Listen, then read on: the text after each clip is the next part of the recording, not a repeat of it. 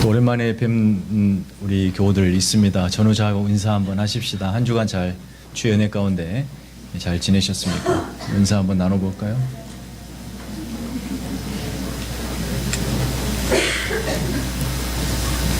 여러분, 이제 금방 인사 나누실 때의 빈말이었습니까? 진심이었습니까? 진심이었습니까? 여러분, 말에도 온도가 있습니다. 차갑고 좀 쌀렁한 말이 있는가 하면은 따뜻하고 굉장히 온화한 말이 있습니다. 말을 잘하는 사람들, 언어의 표현력이 뛰어난 사람들, 자기가 생각하고 느끼고 그 모든 자기 내면을 말로 표현을 확실하게 해 구체적으로 하는 사람들, 저는 그런 사람들이 참 부럽습니다. 정말 부러워요. 말도 잘하고 또 거기에 영성까지 있으면 얼마나 좋겠습니까? 최근에 대한민국을 떠들썩하게 했던 베스트셀러 1위 책이 있습니다. 이기주 씨가 쓴 언어의 온도라는 책이에요. 거기에 보면은 어쩜 일단은 들었던 생각은 이 사람 참 말 잘한다. 그리고 그 표현력이 풍성해서 막 가슴이 뜨거워져, 마음이 뜨거워져요. 물론 좀 계속 읽다 보면은 너무 인위적인 티도 나긴 하지만 어찌되었건 표현을 한다는 것이 얼마나 정확하게 표현을 하는지 정말 감동할 수 있었습니다. 그 예를 들어서 이런 글이 있었습니다. 어제 노트북을 켜고 사람을 입력하려다 실수로 삶을 쳤다. 컴퓨터 하는 사람들은 한 번쯤 하는 실수죠. 그러고 보니 사람에게서 슬며시 받침을 바꾸면 사랑이 되고 사람에서 은밀하게 모험을 빼면 삶이 된다. 세 단어가 닮아서일까? 사랑에 얽매이지 않고 살아가는 사람도 사랑이 끼어들지 않는 삶도 없는 듯하다. 참 표현이 너무 좋아요. 그래서 에세이집 같은 건데 읽으면서 참 마음이 훈훈해졌었습니다. 여러분, 언어가 없다면 어떻게 됐을까라는 상상을 혹시 해보신 적 있습니까? 언어에는 감정이, 생각이, 그리고 주장이, 때로는 사랑이, 분노가, 언어는 거대한 모든 것을 담아내는 거대한 그릇과도 같습니다. 사람이 사람을 만나 관계를 맺는 것도 언어로 시작하고 언어로 끝납니다. 어린아이가 옹알옹알옹알만 하다가 갑자기 그 조그만 입술에서 엄마 터지면 이 언어로 표현이 되면 엄마는 눈물을 글썽이기도 하죠. 언어는 이처럼 의사소통의 가장 기본적인 기능을 갖고도 있지만 언어에는 살리기도 하고 죽이기도 하는 엄청난 힘도 있습니다.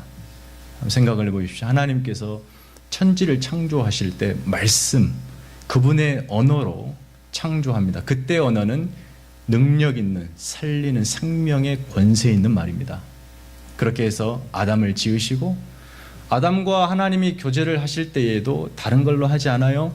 너는 동산 중앙에 있는 선악을 알게는 실과를 따먹지 말라라고 하는 말씀으로 아담과 교제하십니다.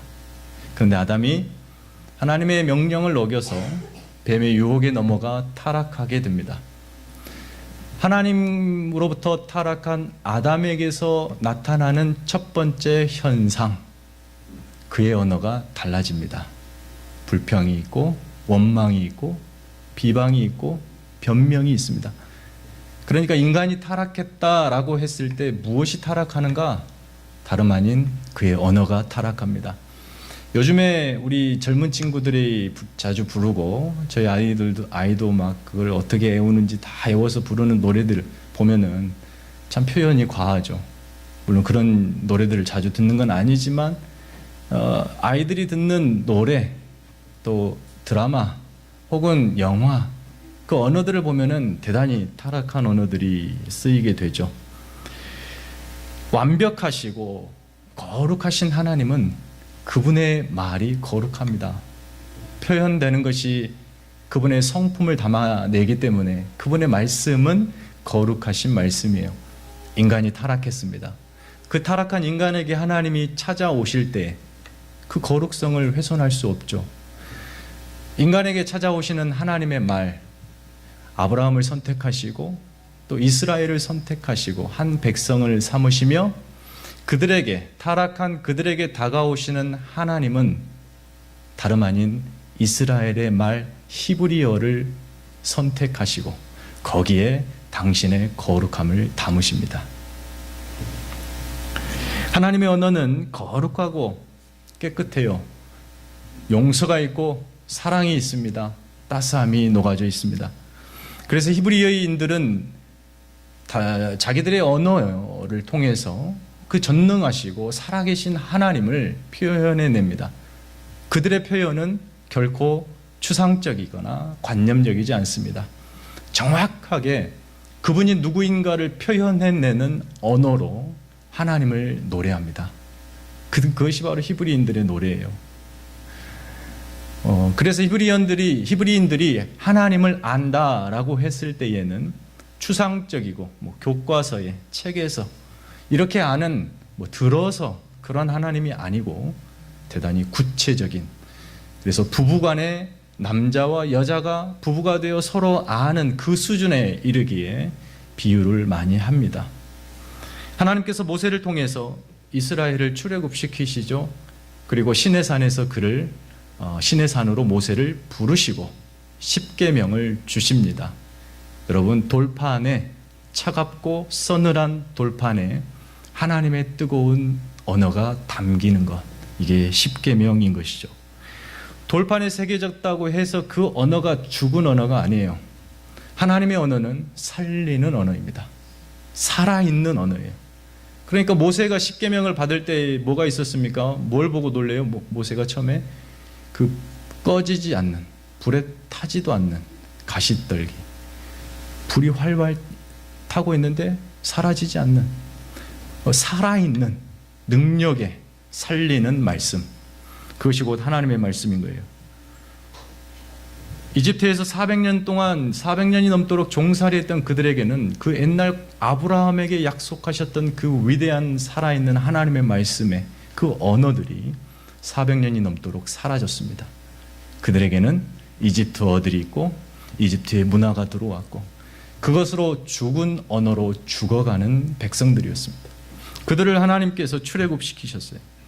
출애굽해서 하나님께서 가장 먼저 하신 일이 무엇인가?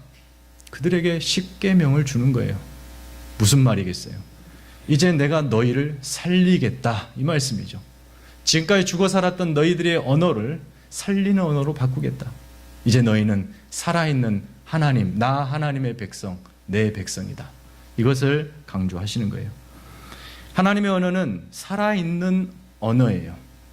그런 의미에서 이 하나님의 언어가 살아있다, 이 말은 참 의미가 있습니다.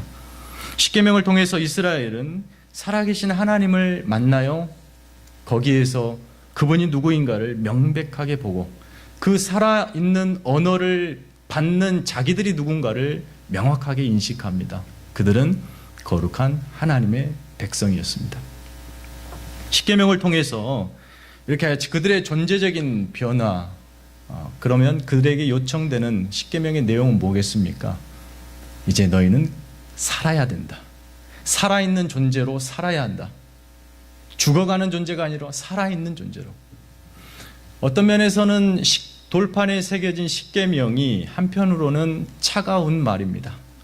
왜 차갑냐? 그동안에 살아왔던 모든 삶을 단절하기 때문에 그래요.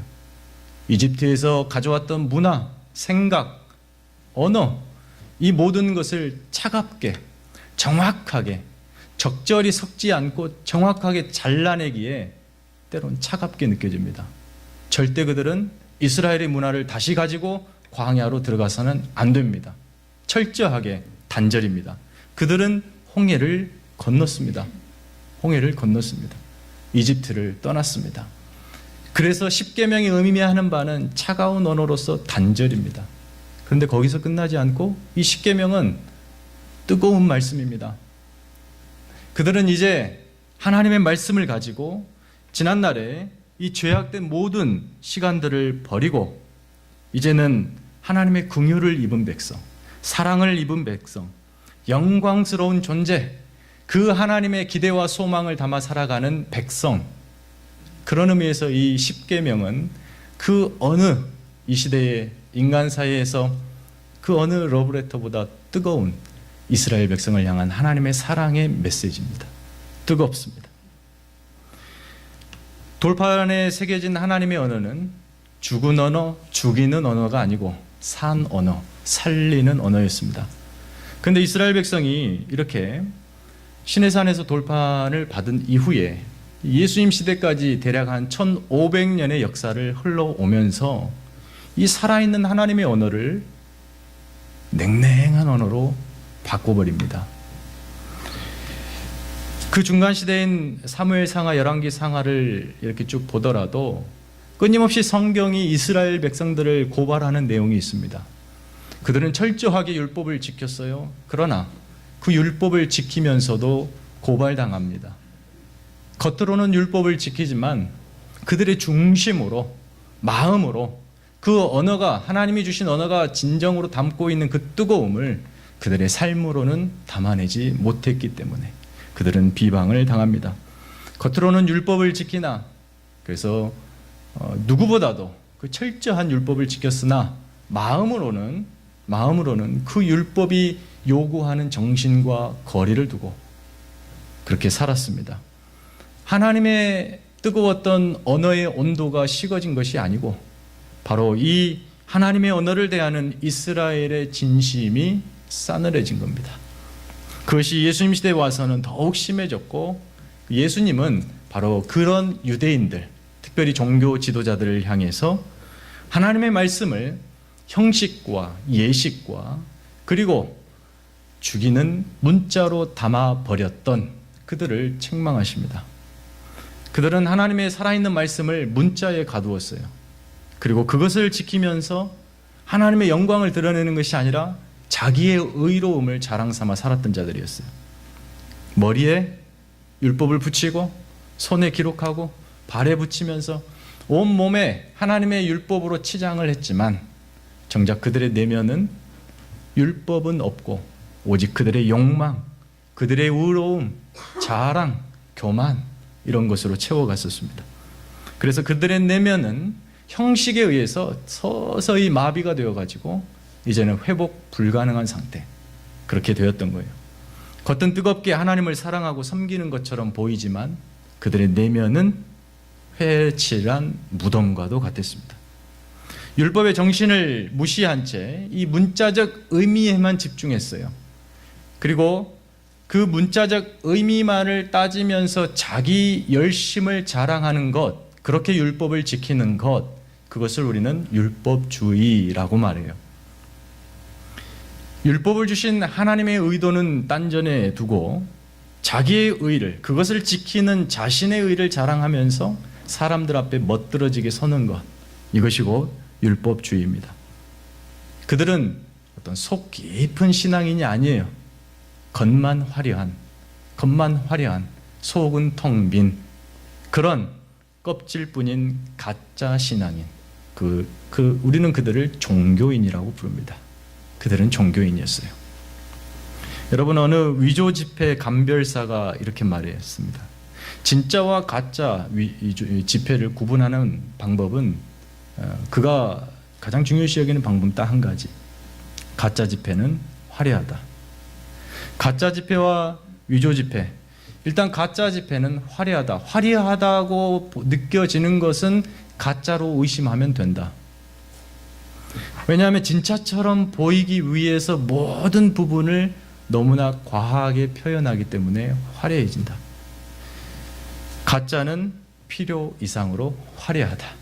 이렇게 얘기하더라고요. 그러니까 사람과 사람 사이에도 우리가 주고받는 칭찬이 되었던 무슨 말이 되었던 그 말도 화려하면 일단 여러분 의심하고 보십시오. 화려한 말을 한다든지 그 말을 들었으면 그냥 조금 적절히 정화하시고 한 귀로 듣고 한 귀로 흘리실 부분은 그렇게 하시면 여러분의 정신건강에 좋을 것 같아요. 오늘 우리 산상수훈 5번째 시간에 왔어요. 앞서 기억하실지 모르겠지만 팔복을 이야기하셨어요. 그리고 빛과 소금과 빛에 대해서 이야기하시면서 지금까지는 예수님이 뭘 얘기하셨냐면 예수 안에 들어온 너희가 어떤 존재인가 이걸 정의하셨어요.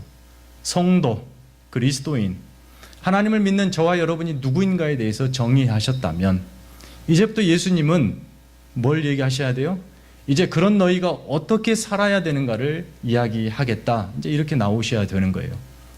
그런 어떻게 사는 문제로 넘어가기에 앞서서 한 가지 중요한 얘기를 오늘 본문에서 하시는 겁니다. 생각을 해보십시오. 이스라엘을 출애굽하셔서 하나님이 그들에게 말씀을 주면서 너희는 이제 이렇게 살아라 했는데 이스라엘이 어떻게 했습니까? 그렇게 사는 것을 실패하고 율법의 정신은 온데간데 없고 껍질만 남아버린 실패를 일단 했습니다. 예수님이 너희는 이제 이렇게 출애굽함과 같은 의미로 너희는 죄와 사망에 있는 너희를 하나님의 자녀로 옮겼다. 출애굽시켰다. 홍해를 건너게 했다. 이제 너희는 하나님의 백성이다 해놓고 이제 너희는 이렇게 살아라 하면 또 이들도 지난 이스라엘 백성들처럼 형식적인 껍질만 남아 날 수 있는 위험이 있지요. 그에 앞서서 그 가르침을 주시기에 앞서서 예수님이 한 가지 중요한 오늘의 본문을 이야기하고 있는 거예요. 내가 주는 가르침은 율법과 다르다. 그 이야기를 오늘 하는 겁니다. 예수님께서 실질적인 성도로 부름받은 너희는 이제 이렇게 살아라 라고 하는 그 실제적인 가르침은 본문 후에 21절부터 등장합니다. 그 등장에 앞서서 오늘 본문인 17절부터 20절은 그런 예수님의 산상수훈 전반적인 가르침의 서론격에 해당됩니다. 예수님께서 여기서 강조하는 것은 유대인들이 지금까지 지켜왔던 율법과 이제부터 내가 주는 가르침은 본질적으로 차이가 있다. 이 이야기를 하는 겁니다. 무슨 차이가 있을까요? 17절을 다시 한번 읽어보시겠습니다. 시작.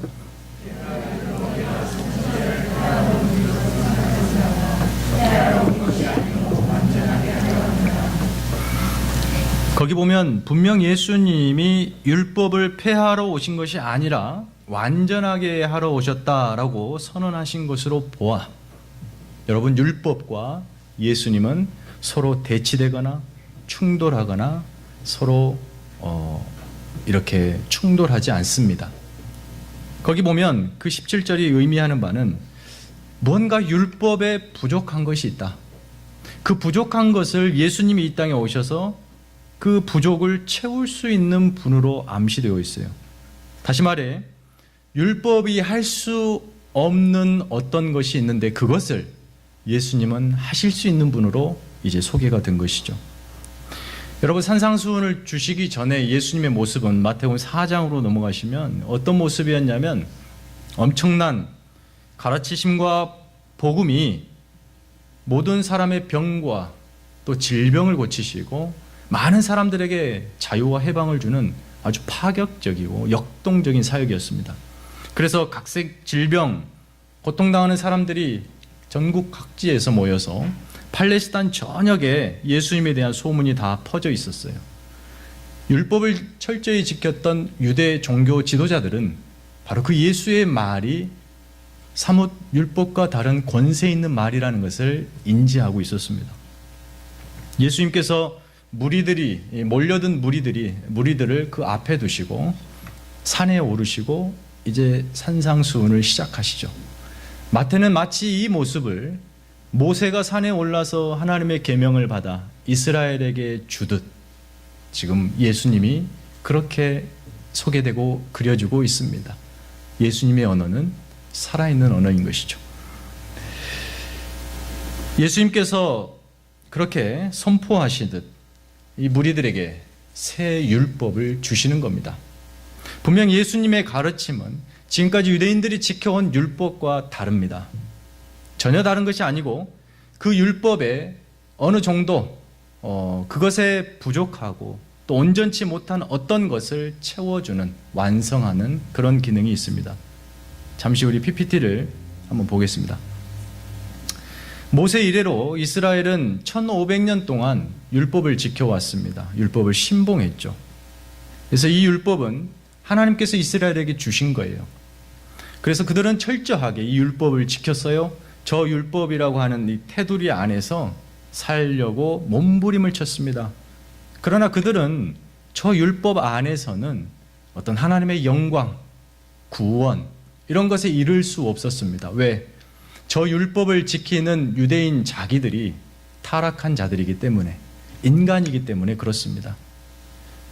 그들은 율법을 지켜서 근본적인 죄를 해결할 수 있는 방법이 없었습니다. 저 율법 자체가 유대인들을 구원으로 이끌어들이지 못해요.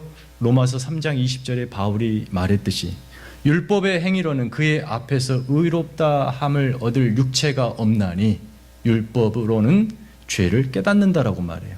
율법의 기능은 뭐냐면 뭐겠습니까? 야, 너 이걸 지키면 내가 구원을 줄게. 이게 아니고 너 이거 못 지켰어. 너는 죄인이야. 이렇게 정죄하는 기능이었어요. 율법 자체가 사람을 거룩하게 바꾼다든지 하나님의 영광과 구원에 끌어간다든지 그러지 못하고, 그래서 그런 측면에서 율법은 불완전합니다. 그런 측면에서 율법은 불완전. 오해하시면 안 되는 것은 그렇다고 율법이 악하고 필요 없고 쓸데없는 것이냐? 전혀 그렇지 않아요. 율법은 거룩합니다. 하나님이 주셨어요. 그러나 그것은 불완전합니다. 불완전하다는 것, 그런 측면에서 이 율법은 완전해질 필요가 있었던 겁니다. 그러나 유대인들은 이 불완전한 율법을 마치 완벽한 법으로 생각해서 저걸 지키면 하나님이 구원을 주고 영광을 허락하실 것이라고 믿었습니다. 그런데 율법을 읽으면 읽을수록, 지키면 지킬수록 유대인들이 느끼는 것은 무거움이었습니다. 율법은 대단히 무겁습니다. 열심히 지켜도 단 한 가지만 어기면 저 율법 전체를 다 어긴 겁니다. 대단히 무겁죠. 이것이 무겁다 보니까 이때부터 유대인들이 한 것이 있어요. 저 율법 안에 하지 말라라고 하는 것을 구별하고 또 해라라고 하는 것을 구별하기 시작했습니다. 그래서 하지 말라라고 하는 지키기 대단히 어려운 금지의 명령들은 그 범위를 좁히기 시작했어요. 점점점 좁혀가고 제한시키고, 그러면서 자기들이 지키기에 버겁지 않도록 그 무게를 덜어내기 시작했습니다. 그리고 율법에 하라라고 하는 어떤 허용된 것들, 그들이 할 수 있는 것들은 그 허용의 범위를 점점 넓히고 확대하면서 지키는 것을 대단히 용이하도록 만들어냈습니다. 그래서 저 율법을 통해서 율법 외 조항들을 만들어내기 시작합니다. 율법 선생님인 랍비들은 저 율법을 해석하면서 율법 외의 조항들을 덧붙이는데, 저렇게 하다가 이제 점점 저 유대인들은 율법에서는 벗어나고 율법 외 조항들에게 관심을 두기 시작합니다. 예를 들어 여러분, 안식일을 기억하여 거룩히 지키라는 하나님의 명령, 그 하나님의 명령에 거룩히 지키라고 하는 명령에 이 율법사들은 추가 조항, 예를 들면 39가지의 추가 조항을 이야기를 합니다. 만들어냈어요. 그 중에 예를 들면 안식일날 곡식을 거둔다든지 빵을 만든다든지, 그리고 불을 켜고 끈다든지, 어떤 것을 묶거나 푼다든지, 그리고 어떤 물건을, 이쪽에 있는 물건을 들어서 이쪽으로 옮긴다든지, 이런 39가지 금지 조항들을 이건 아주 지키기 어찌 보면 그들에게는 쉬운 것들이거든요. 그래서 그들이 그래요. 우리는 하나님이 명령하신 안식일을 거룩히 지켰다. 무엇으로? 그런 조항들을 다 지킴으로. 지킬 수 있는 것들은 지키면서 그들은 의롭다. 그리고 그런 규칙들을 지키지 않는 이방인들이나 혹 실패한 유대인들을 향해서는 거침없이 정죄했습니다.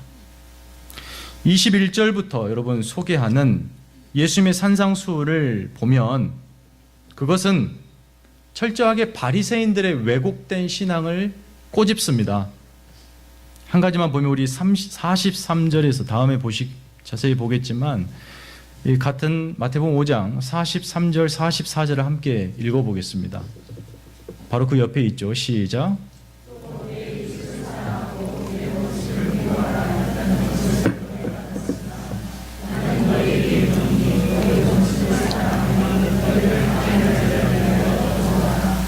거기 보면은 먼저 앞부분 내 이웃을 사랑하고 내 원수를 미워하라 이렇게 되어 있는데요. 이 앞부분 그걸 뭐라 그럽니까? 너희가 들었다라고 이렇게 말씀하시죠. 너희가 들어왔다. 들어온 말씀이라 이 말이에요. 근데 그 앞부분 내 이웃을 사랑하고 이 부분은 사실 레위기 19장 18절에 나오는 하나님의 명령, 내 이웃 사랑하기를 내 자신과 같이 사랑하라. 이 명령. 그 하나님의 명령이 무겁습니다. 그러다 보니까 이들이 거기에서 어떤 말을 빼냐면 내 자신과 같이 이 말을 빼요. 그리고 나서 내 이웃을 사랑하고 이렇게 그냥 끝내버리는 것입니다. 그리고 그 뒷부분 뭡니까? 내 원수를 미워하라. 이것은 성경 어디에도 나오지 않는 명령입니다. 그들의 구전전승, 저 율법 외 조항들처럼 덧붙여진 것들. 그러니까 이들은 내 이웃을 사랑하고 내 원수를 미워하라 이걸 마치 하나님의 명령처럼 보면서 이웃의 범위는 제한하고 사랑의 그 내용과 수준은 지극히 축소시키면서 자기가 좋아하는 유대인들만이 자기들의 이웃이라고 제한하고 그들을 사랑하도록, 근데 자기 몸처럼은 못하겠고 그냥 사랑하도록, 원수에 대해서는 자비와 긍휼 이런 것 없이 원수는 미워할 대상으로 이렇게 바꾸었던 거예요. 자세히 보면 어떤 것은 제한하고 또 어떤 것은 약화시키고 또 어떤 것은 확대시키고 이런 것을 보게 됩니다. 지금 예수님이 말씀하신 21절부터 시작하고 27절부터 시작하고 또 36절 또 43절 계속해서 공격하는 하나가 전부 다 바로 그런 그들이 율법을 왜곡했던 그들의 신앙을 꼬집고 있는 것입니다. 그러나 예수님은 44절에 말씀하십니다. 이런 말이에요. 너희가 지금까지 지켜 내려온 구전이 그렇게 얘기했느냐? 나는 이렇게 이야기한다. 너희는 너희 원수를 사랑해라. 너희를 핍박하는 자를 위해서 기도해라. 여러분, 바리새인들이 지켰던 구전과 새롭게 율법을 해석해서 가르치고 계시는 지금 그 예수님의 산상수훈 이 둘 중에 어떤 것이 더 지키기 어렵겠습니까? 당연히 예수님이 하신 말씀이죠. 예수님께서 진정으로 원하시는 것이 무엇일까요? 율법이 정말 이스라엘에게 원했던 하나님의 마음은 무엇이었을까요? 그것은 구원입니다. 그러나 율법은 저 자체가 구원을 줄 수는 없어요. 율법은 다만 구원을 가져오실 수 있는 예수님에 대해서 언급할 따름입니다. 예수님이 구원을 주십니다.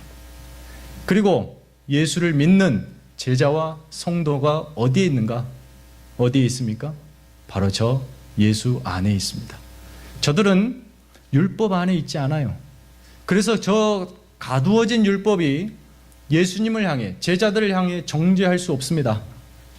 예수님과 함께 보리 이삭을 안식일날 까먹었다고 해서 율법주의자에 저들은 정죄하고 비난했지만 예수님은 뭐라 하십니까? 예수님과 함께 있는 그 제자들이 안식일에 참 주인 되신 예수님과 함께 있으므로 저들은 자유하다. 그걸 강조하시는 것이죠. 여러분, 우리 20절을 함께 읽어보겠습니다. 자, 시작.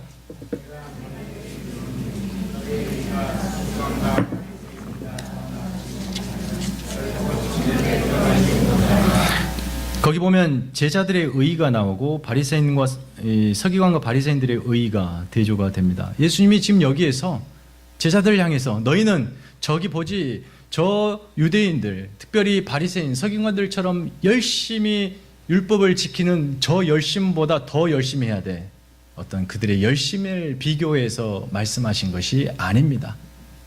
저들은 껍질밖에 율법을 이루지 못하지만 내 안에 들어온 너희는 율법의 정신을 온전히 이루어라.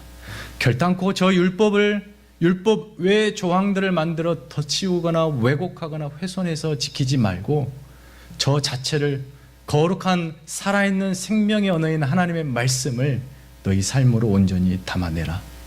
예수님의 가르침이 훨씬 무겁습니다. 그러므로 예수님은 산상수훈을 통해 이렇게 새로 부르신 새 이스라엘에게 성도는 겉만 번지르르한 그런 사람들이 성도가 아니라 그 중심에 내용과 수준이, 신앙이, 저 율법이, 그리고 저 율법을 완성하신 예수님의 가르침을 오롯이 담아낼 수 있을 정도의 열심, 진실함, 그런 의미에서 너희의 의가 바리새인과 서기관보다 더 훨씬 나아야 된다. 지금 그 얘기를 하고 계신 거예요. 여러분, 신앙생활하면서 우리가 자주 저지르는 실수가 있어요. 첫 번째는 구약의 모든 율법들을 어떤 진부한 법으로 치부해서 지킬 필요 없는 것으로 이렇게 보는 겁니다. 그러나 그렇지 않습니다. 구약에는 특별히 세 가지로 나누어질 수 있어요. 첫 번째는 의식법이 있고, 의식법이라 하는 것은 제사입니다. 제사죠. 예배와 관련되어 있는. 그리고 이스라엘의 일상생활에 필요해서 주신 시민법이 있어요. 그리고 하나님께서 직접적으로 명령하신 도덕법이 있습니다. 이 의식법이라고 하는 것은 예수님에게로 온전히 다 성취가 되어서 크게 우리가 지금은 뭐 짐승을 잡고 소를 잡고 이럴 필요가 전혀 없습니다. 예수님이 다 이루셨어요. 그러나 그 예배에 대한 정신, 그들이 왜 그렇게 구별해서 하나님 앞에 제사해야만 됐나, 그 정신만큼은 여전히 유효합니다. 그리고 시민법, 이스라엘이 공동체 안에서 살아가는 문화 속에 주어진 율법이기 때문에 우리가 그 문화와 차이가 있어서 지킬 필요는 없습니다. 그러나 그 문화 속에서 그 율법이 가진 그 근본적인 사람과 사람 사이, 또 사람과 하나님 사이, 사람과 세상 사이에서 벌어지는 근본적인 원리는 여전히 유효합니다. 그리고 세 번째로 이 도덕법의 경우, 십계명 같은 거. 도덕법은 예수님 시대에도 예수님이 대단히 중요한 것으로 본인도 철저히 지켰던, 그리고 제자들에게도 철저히 지키도록 요청했던 법이에요. 그것은 우리도 여전히 오늘날에도 지켜야 되는 것. 그러므로 구약 율법을 하찮은 것으로, 쓸데없는 것으로, 고리타분한 것으로 그렇게 치부해서는 절대 안 됩니다. 두 번째, 우리가 실수하는 것은 어떤 율법이 요구하는 수준과 그 내용을 헤아리지 못하고 그 율법을 문자화로 만들어버리는 것이 우리의 실수입니다. 무슨 말이냐면, 신앙생활을 하는 것, 하나님을 사랑하는 것, 예배를 잘 드리는 것, 진심으로 하나님 앞에 믿음을 드리는 것을 우리의 어떤 신앙의 행위들로 규정해버리고, 또 그것으로 나는 하나님을 사랑한다, 나는 믿음이 있다 라고 치부해버리는 그런 실수. 그래서 주일날 안 빠지면 믿음 있는 것이 아니고, 주일날 나와서 온전히 예배를 드려야 믿음 있는 것인데, 그런 형식적인 것으로 바꿔버리는, 똑같은 유대인들이 범했던 실수를 우리도 범할 수 있다는 거예요. 그 중에 특별히 우리가 신앙의 형식화, 또 겉모습만 번지르르하게 할 수 있는 몇 가지 요소가, 하나는 예배이고, 하나는 또 헌금이고, 또 하나는 우리 성도 간에 나누는 교제일 수 있습니다. 이것들만 잘하면 우리는 신앙이 멋지게, 신앙을 치장할 수 있는 사실 유혹스러운 것들이에요. 주일날 나와서 예배 드리는 것, 여러분 이곳에 앉아있는 자체도 감사하고 은혜로운 일이지만 정말 중요한 것은 말씀 속에 임하시는 하나님을 만나는 거죠. 그 전능하신 하나님을 예배 가운데 이 충만히 지금 이곳에 계시는 그 하나님을 경험하는 것, 그게 가장 중요한 거예요. 몸이 왔다고 끝나는 것이 아닙니다. 헌금, 11조, 10의 1을 구분해서 감사해서 드리는 것으로 끝내는 것이 아니고, 거기에는 진정한 액수의 많고 적음이 아니라 하나님을 향한 뜨거운 사랑, 내 인생을 이렇게 이끌어주신 은혜에 대한 감사, 그리고 하나님의 교회를 위한 헌신. 교제는 어떻습니까? 상대방이 내 내면을 쳐다보지 못한다 하여서 여러 말로 치장할 수 있어요. 거짓으로 말할 수 있고 빈말로 이야기할 수 있습니다. 그러나 우리의 교제 안에서도 진심으로 속이지 않는 사랑을 담은 언어들이 서로 전달되어야 되겠습니다. 21절 살인하지 말라, 27절 간음하지 말라, 이 가르침들은 문자 그대로 보면 그냥 축소해서 이해할 수 있지만 예수님은 산상수훈에서의 가르침을 통해서 엄청나게 크게 확대하십니다. 재해석을 해냅니다. 사람을 진짜 죽여야 살인이 아니고 형제, 자매를 향해서 미워하고 욕하는 것으로도 살인한 것이다. 진짜 행동으로 육체적인 간음을 해야 간음이 아니고 음욕을 품는 것조차 거룩한 전으로 부름받은 너희가 잠시의 생각 한 줄기라도 그 자리에 노출시켜 빠지게 되면 그것이 곧 간음이다. 얼마나 크게 우리를 거룩한 자리로 부르시는지, 그게 무거운 그러나 뜨겁게 살아있는 하나님의 말씀, 산상수훈인 것입니다. 이처럼 예수님으로 인해 새로운 성도로 부름받은 저와 여러분이 말씀에 순종할 이유가 있습니다. 그것은 여러분의 의를, 믿음을, 또 여러분의 신앙생활을 사람들 앞에 증명해 보이기 위해서가 아니에요. 우리가 하나님의 말씀을 사랑하는 이유 단 한 가지, 그 말씀이 살아계신 하나님의 말씀이기 때문에 그래요. 그리고 그 살아계신 하나님을 우리가 사랑하기 때문에 그래요. 사랑하는 사람은 그 사랑하는 대상 앞에서 말을 치장하지 않습니다. 진실하게. 그리고 그 앞에서 꾸미지 않아요. 그냥 있는 그대로. 우리가 그 하나님 앞에 그렇게 서는 거예요. 순종이 무엇입니까?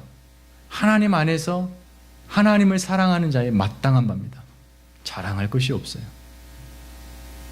이제부터 시작될 예수님의 산상수훈, 그것은 바로 세상을 살면서 세상의 언어들 때문에 차가워진 여러분의 내면을 하나님의 거룩한 언어로 따뜻하게, 아니 뜨겁게 해주시는 살아있는 말씀으로의 초대인 것입니다. 기대하시고 또 하나님의 이 전능하신 말씀을, 살아있는 말씀을 여러분의 삶으로 오롯이 담아낼 수 있는 거룩한 백성, 새 백성, 성도 되기를 예수님의 이름으로 축원합니다. 기도하겠습니다.